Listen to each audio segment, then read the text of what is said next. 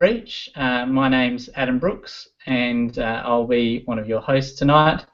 I'm just going to share my screen with you so I can show you the presentation. Can you all see that? Yeah. Fantastic. So tonight we've got some special guests joining us. So Hannah, as always, is going to be joining us. Unfortunately, my principal, Robin Miller, was unable to join us, but we do have Petra Trinke, Helen Cooper joining us as well today, and I'll get them to introduce themselves in a little bit.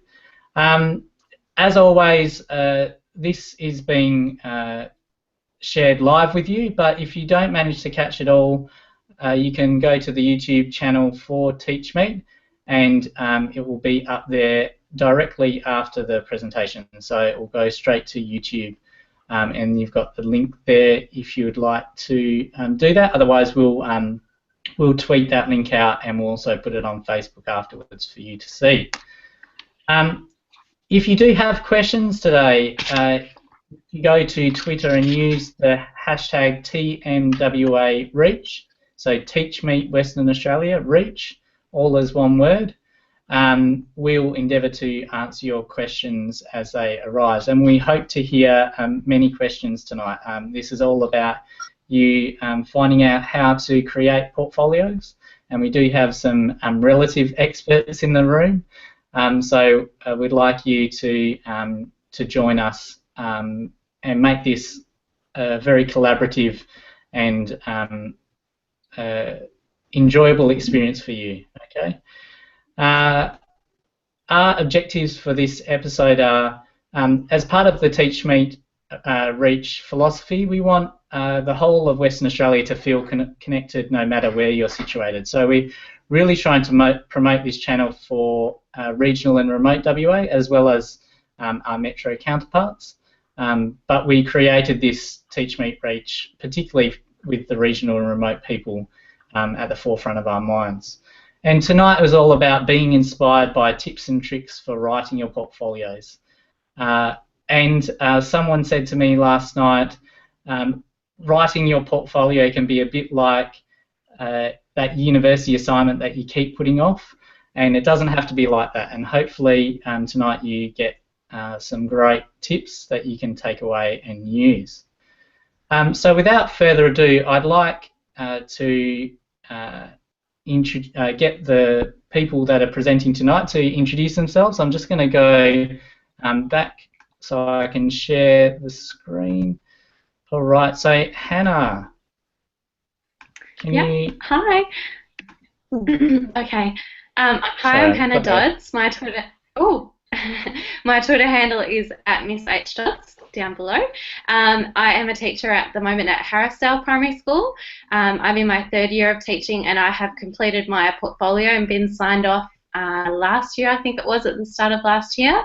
And I'm going to be talking tonight about eFolios, especially for country people, and how you can use those. So very excited to do that later. Thanks. Fantastic, thank you, Hannah. And Helen, if you'd like to introduce yourself. Hello, I'm Helen Cooper. I'm a teacher at Colby with Adam, and this is my 3rd year. I've just very recently, last week, completed my portfolio, because I'm going to share my ups and downs of creating a portfolio with you. Fantastic, thank you, Helen. And Petra, if you'd like to introduce yourself. Yes, hi, my name is Petra Trinke, a secondary IT teacher at... You've lost me. Oh no, I've got you back now. Sorry about that. I'm actually having a few connection problems at the moment, so fingers crossed it's going to go okay. I'm a secondary IT teacher at Goldridge Secondary College. I recently finished my portfolio last year. And I'm here to share how I sort of went about using SEO templates, and basically all I did also was turn that into little PowerPoint presentations to help me to think through the whole process. So I'm here to share some of that stuff with you. Fantastic. Thank you, Petra. And my name's Adam Brooks. I work at Colby with Helen. I'm in my 3rd year of teaching, and I completed my portfolio at the end of last year when I was teaching at Rockingham Senior High School. And tonight I'm going to share with you about evidence sets and how to collect them and how to bring that together in your portfolio. So I'm just going to share my screen again. So the order that we are going to do this in is Petra's going to talk first to you about the sale templates. Then I'm going to talk to you about evidence sets. Helen will share her 5 top tips for getting started. And then Hannah's going to talk to you about eFolios. And at the end we'll have, and we'll show you the next Teach Meet Reach session and what's going to be coming up. So without further ado, I'm going to get Petra back on, and she can share her presentation with you. Thank you. Okay. I'll get you to Sorry, present. that was a little bit of a funny face there because I saw all these screens happening. Yeah, so I know that Adam had a smile on his face, and yeah. Okay, I'm just going to share my screen with you. As a starting off point, I've actually put into my Google Drive. Fingers crossed that this is going to go okay. Maybe we go entire screen to share. And then, oh dear, can you see that? Hopefully, is this working, Adam? Yep, I can hear you and see your screen. Fantastic. Okay, excellent. Okay, so in my Google Drive, which I'll be able to share with you via Twitter, I've just uploaded a couple of templates, and basically this is what I pretty much used when gathering some really good evidence that works within all the standards. So basically, I came across a certain situation, and I'll go through those 2 situations with you, and pretty much just jotted down some of this stuff through in my portfolio. So found a really good situation, then filled out the action, and then as the situation progressed, I was able to track the outcomes. Basically, I went through and with really good evidence, I then just highlighted how this evidence worked within each standard. Okay, so I had a few of these throughout my portfolio. I had a few of them from professional knowledge where there was a certain situation, and then a few examples in professional practice where I filled out that template, and also for professional engagement. Now, with professional engagement, it is also a requirement that we do some of these standards as well.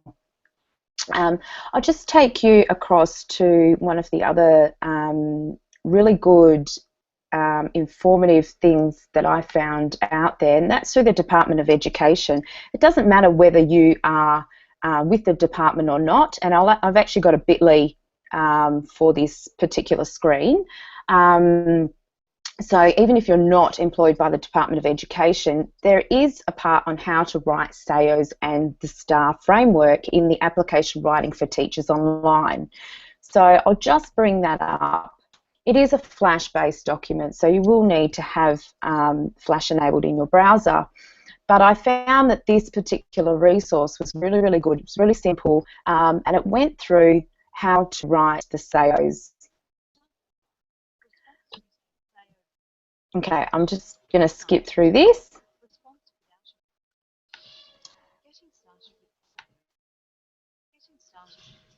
And so that will actually, I'm actually going to turn this off.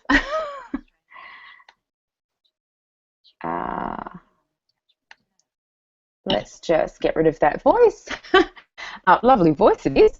But yeah, so basically this document will actually help you to write also the SAOs as well. And it's good also for covering letters applying for jobs also.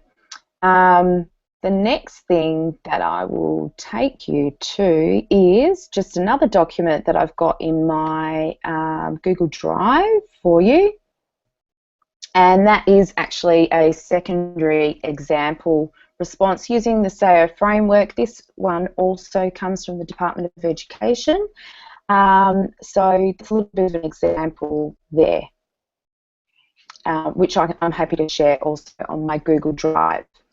Now, what I did was, when I had some really, really good evidence, basically I would then get whatever the standard was. I would then start off with a situation, which was a bit of a case study. I've actually just deleted all the pictures and a bit of information because it was quite personal, and you could sort of identify the student, so I just sort of stripped it back.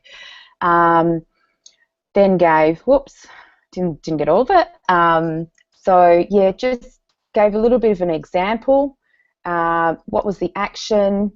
What could I do? And then, of course, from these sorts of things, then I could go on and say, okay, so what am I going to do? What exactly is the outcome that I'm going to use? So I actually felt that having something quite visual helped me to really nut out exactly what my SAO was going to be like. I've got another situation here. You can see that one was actually part of the grad module 4. And this, I've got the same sort of thing. So, you know, start off with your background, then going into, you know, the situation.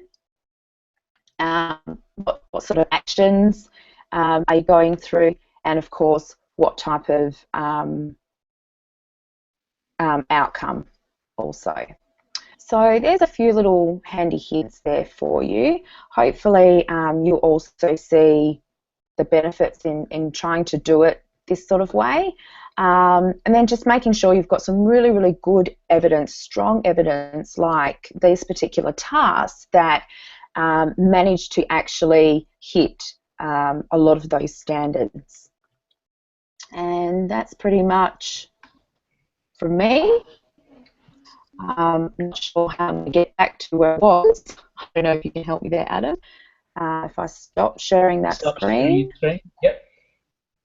Yep. Fantastic. Thank you, Petra. There we go. I'm just going to switch back to my screen here. Fantastic. Thank you very much for sharing that, and it's great that you're talking about evidence, because that's the next step that I'm going to be talking about. So that ties in really well. So if you just want to turn off your microphone and your video, and I'll go straight on to sharing my screen. Fantastic. Thank you, Petra. So I'm just going to talk to you today about evidence sets, and just like Petra, I've got a very, very similar format to what Petra used here.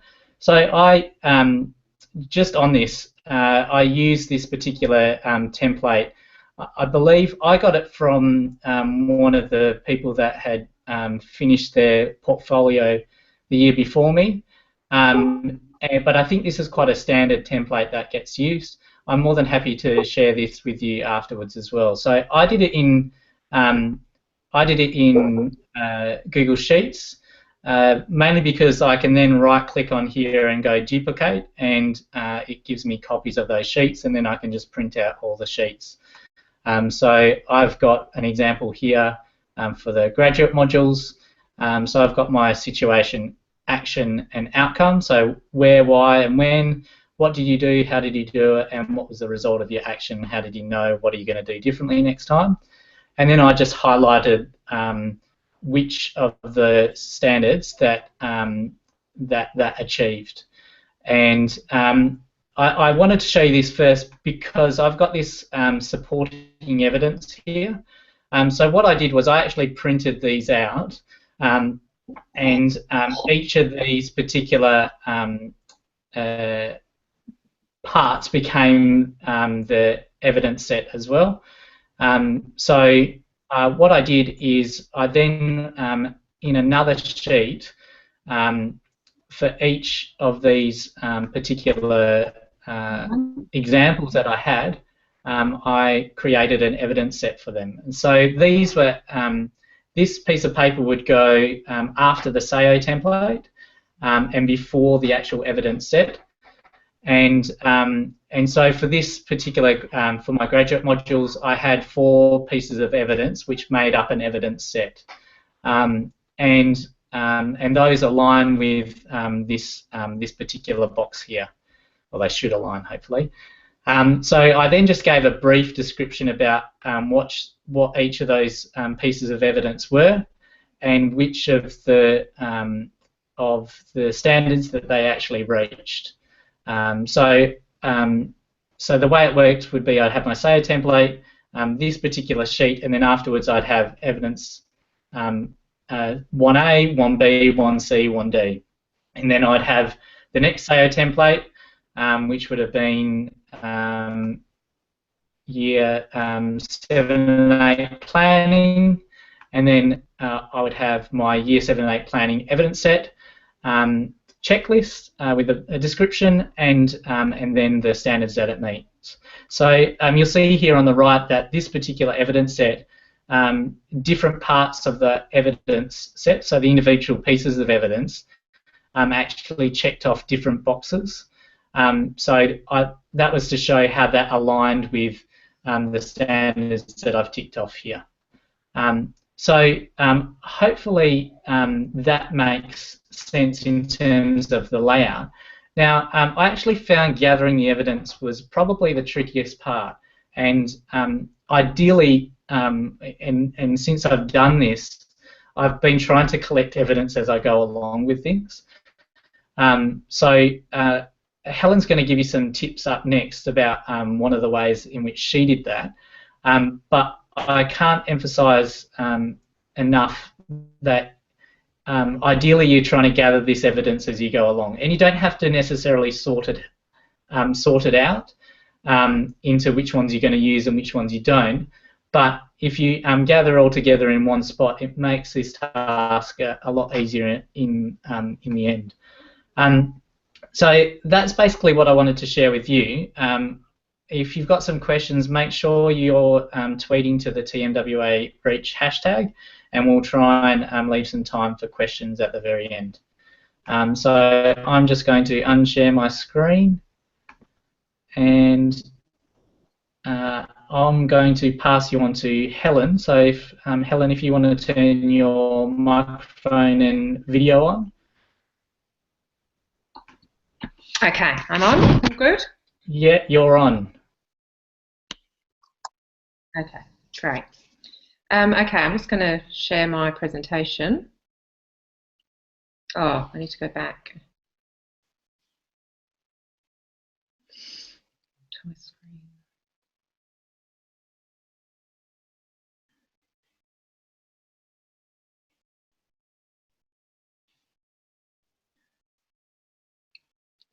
Okay, is that good to go? You can see my presentation?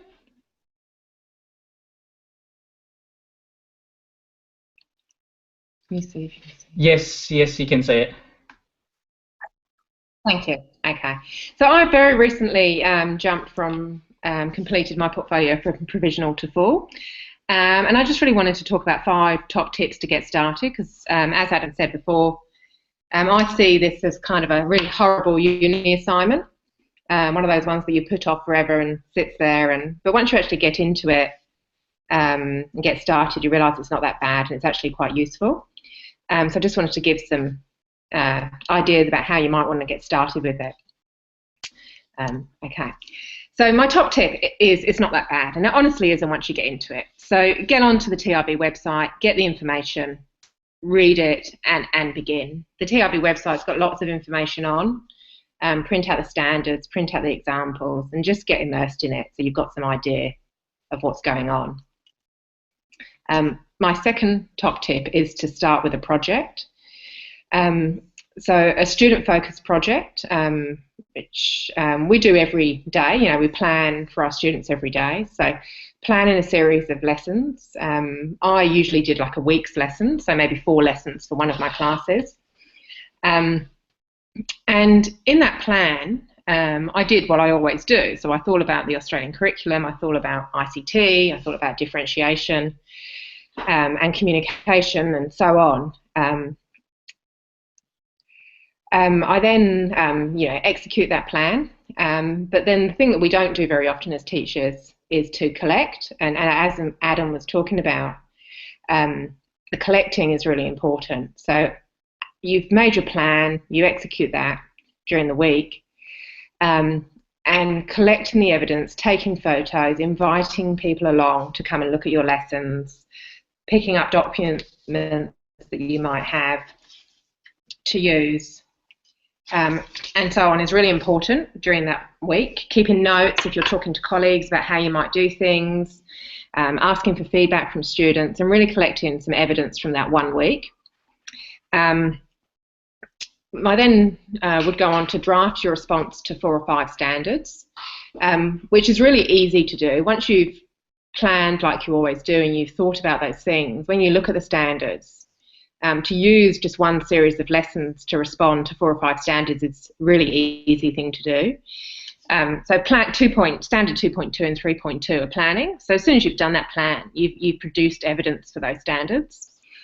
So after that, something that I didn't do and I wish I had done was to meet with your responsible person, whoever's signing you off, early on in the piece. I found that when I got round to meeting with them, I'd kind of over-evidenced my portfolio, and I spent a lot more time probably than I needed to. So I think it's important to meet with a person first and be well prepared and make it easy for them, and then share the drafts that you've done about that 1 week of teaching. So you can check what their expectations are and whether they're happy with what you've done. You know, and obviously every head of department or deputy is going to be different. Some will be easy to please and others not so much. So, but that for me was key. I didn't do that early on and found that when I did, the people I met with said, wow, you know, you've done a huge amount. You probably didn't need to do that. Now, Adam talked about collecting evidence, and again, you know, we plan and teach every day in our jobs, but one of the things we rarely do because we don't have time is to collect this evidence. So after that experience where you've done that 1 week, that plan, you're much better understanding of what you need to do to start ticking off those standards. And I think just doing that kind of almost trial experiment there puts you in a much better position to then be able to collect your evidence. And here on the screen, I've just put a few examples of, you know, how you can collect evidence. So I had a file on my laptop, and every time I did anything remotely that I thought might qualify for a standard, I would chuck it in there. You know, if I did some research on something, grab the URL, chucked it in there. If I was using GeoGebra, I'd, you know, take the URL, throw it in there. I started to take my camera into the class and my phone a lot more to take photos of the things that I were doing on the board, activities the students were doing. I invite people to watch my classes a lot over the last year in order to get that evidence, and being really specific to them about, you know, I'm standard 4.3. Can you please comment today on how I meet this standard, and give them the details. And the other thing that I did was I had a paper file, and just as you collect things over the term, just shoving things into that file. So you might have a meeting with another teacher, discussing how you're going to teach or how you're going to approach or assess a certain topic. Now, one of the standards is that you take collegial advice, and so if you've made a note and you've had a meeting, jot it on there, photocopy it, shove it in the file. All of those things are ways you collect evidence. And number 5 for me, you know, as teachers, we never really get time to focus on these things. There are those things sitting out there that we don't necessarily want to do. So the turning point for me in getting this job done was setting aside a day of my holidays and going into school and not worrying about anything else that needed doing, any marking or and just specifically saying, I'm going to get this done today, and being there with the photocopier and all my files and everything I might need. And I got a huge amount done by just really setting that time aside. And I did this with 3 or 4 other colleagues working together, which was great because somebody would say, oh, what have you done for standard 3.74? And somebody has to say, oh, I did this, and it just gave us ideas to say, okay, yeah, well, I've done something like that. I'll grab that out of my file and put that together. Okay, and that's just my summary. Number 1, it's not that bad. Number 2, start with a project so you've had a go and you're a bit more in depth and experience with it. Remember to meet with your responsible person who's going to sign you off so you're clear. You don't get to the end of 2 years and they say this is rubbish or you've spent way too much time. Number 4, think about collecting. Remember to take your camera in and remember to set aside time specifically for this. Okay, thank you. Fantastic. Thank you, Helen. I really like the idea of sorry, I'm echoing here. I really like the idea of collecting evidence early, and what you were saying about as soon as you're talking to someone and writing those notes down, going straight to the photocopier and sticking that in a file. And I wish I'd done that. So perhaps some people can learn from our experiences. Great. All right, I'm going to pass you on to Hannah, and Hannah's going to talk to you about a different way of presenting that information through an eFolio. So I'll pass you on to Hannah. Are you there, Hannah? Yes. Hello. Can you hear me? I can hear you. Awesome. You should be presenting so now. I'm going to be talking. Yes. Okay, I'm going to be talking about eFolios. So I pretty much started once upon a time when I didn't know how to use anything digital with a folder, and I kind of was sitting there one Saturday when I was compiling it and thinking, I'm going to have to present this to my principal later down the track. I'll probably want to make a slideshow to present to them, and it's creating a lot of additional workload in paper handling, and because I was remote up in the Pilbara, I was thinking I kind of want to use some of this as evidence towards later on applying for jobs and things, and I do want to keep it digitally. So that's when I kind of started to look into doing it on PowerPoint, and more recently I've changed it over to Keynote because I'm a bit of an Apple girl now. I'm converted.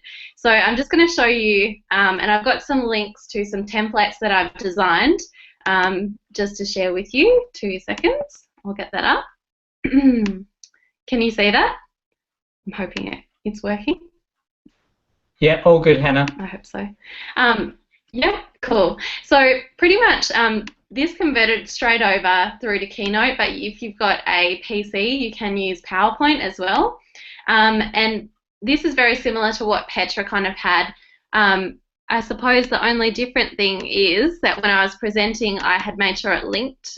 So what you can do is highlight particular parts of the presentation, add the link, and you can connect your PowerPoint through so that when you click on Standard 3, it takes you straight to your situation, action, outcome, and your evidence for Standard 3, and it navigates quite nicely. The other thing you can do is link it through to a web page or other documents and things like that that you've got saved. So it's quite nice and put all organised together.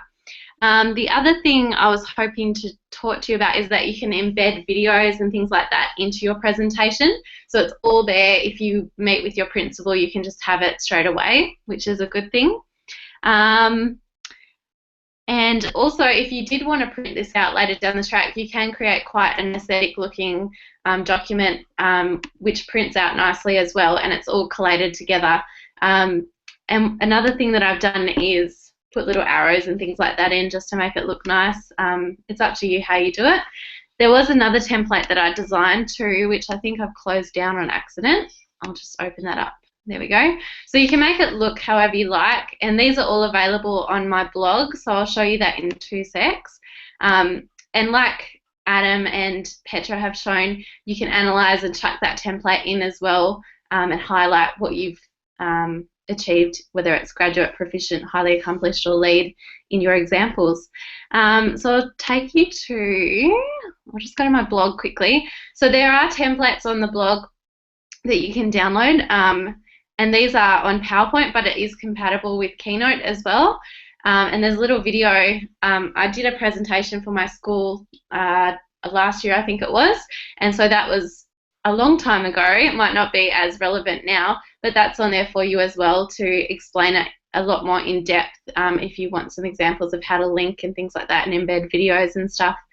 And I suppose some of the benefits of using your eFolio instead of that hefty file are that you can more immediately reflect on your practice. So I pretty much took my iPad into school, like Helen was saying. I took lots of photos and things, and then at the end of the day, I had my iPad connected to Keynote, and I would just chuck up examples once I converted it over.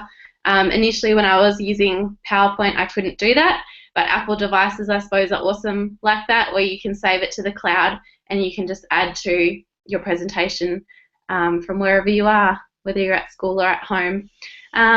And that was pretty much it. The only other thing I was going to add was a few of my friends have also created digital portfolios using Book Creator or using blogs as well. So those are some options that you can use, especially if you're a remote teacher and you're wanting to keep it digital. And that's pretty much it, I think. Very short and sweet tonight. Just like you are, Hannah, short and sweet. Thanks. All right. Thank you very much, Hannah. I was just going to add on that. One thing that you can do with the blogs, like Blogger or what's the other one I'm thinking of? Sorry, I've got lost now. There's Weebly and sites that you can use as well. Yeah. I was thinking of WordPress actually.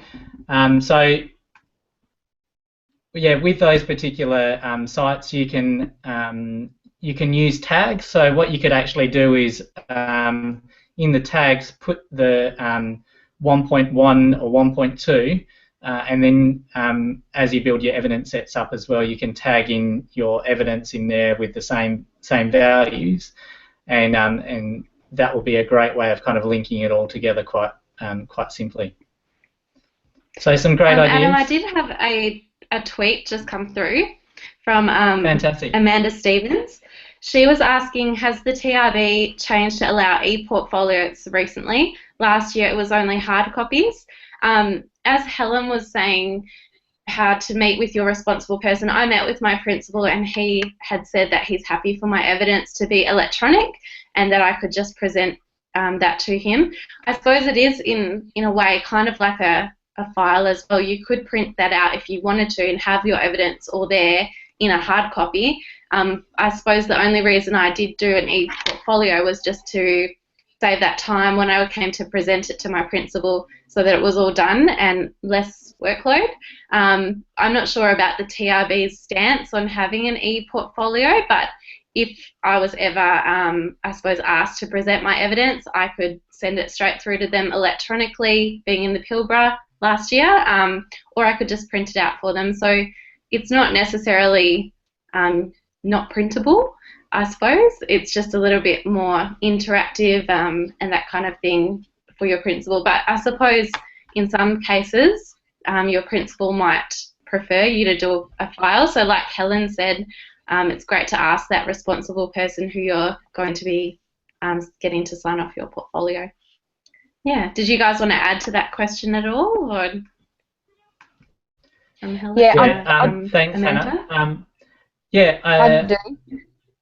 Probably what I would suggest is make sure you check with the person that's going to be signing it off. I started doing mine as an eFolio, and my principal, who was going to be signing it off, said that she didn't want it done in that way, or that was the.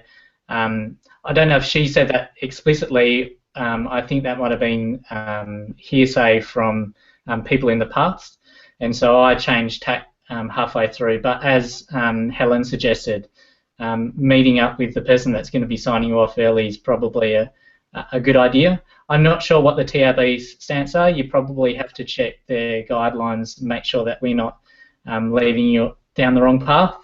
But as Hannah suggested, if you do use an eFolio, you can always print that out so that you've also got a hard copy there too. Fantastic. Are there any more questions there, Hannah, coming through? Not that I can see. I think that's it. Petra, did you want to add to that? Did you say? Yeah. Sorry. Yeah, I do. Can you hear me? I don't know if you can hear me at the moment. Yep. I just want to share my screen quickly. If you do have Adobe Acrobat Pro, you can go into Create and therefore get a PDF portfolio. Basically, how a PDF portfolio works is that you basically add all of your files as PDFs. You can have folders in there, and what happens is once you create and add files and folders, you can have images from clipboard. Once you've created it within Acrobat, basically it saves as a single PDF file. Okay, so that's quite handy to have. I don't actually have one that I've done. I could probably just quickly add something to it now. Let's go with that and go create.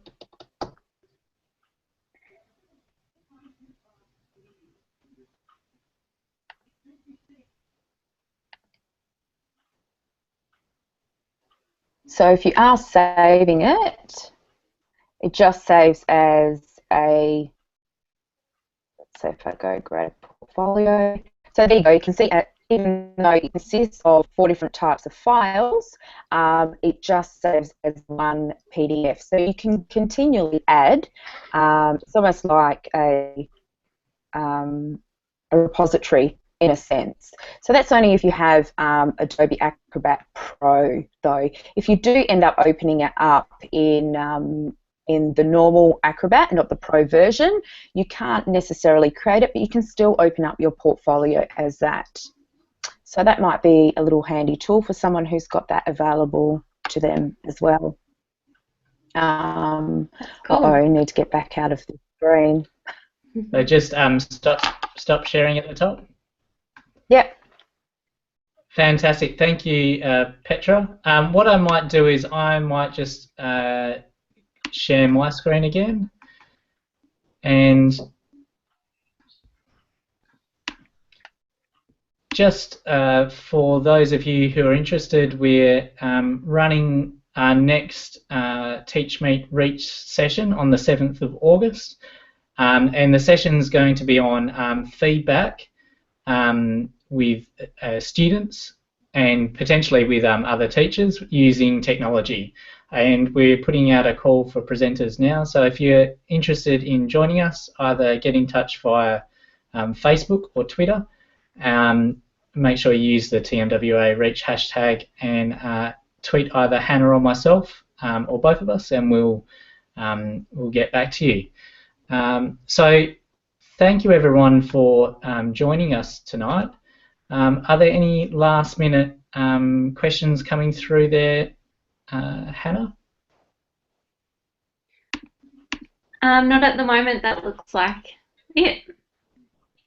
Fantastic. Well, thank you for joining us, everyone, and hope to see you in many more Teach Meet Reaches to come. If you've got any more questions, if you're joining us after the fact, just tweet the TMWA Reach hashtag or get in contact with us through the Facebook group too. So thank you, Petra, thank you, Helen, and thank you, Hannah, as always. That's it for now. See you later. Bye.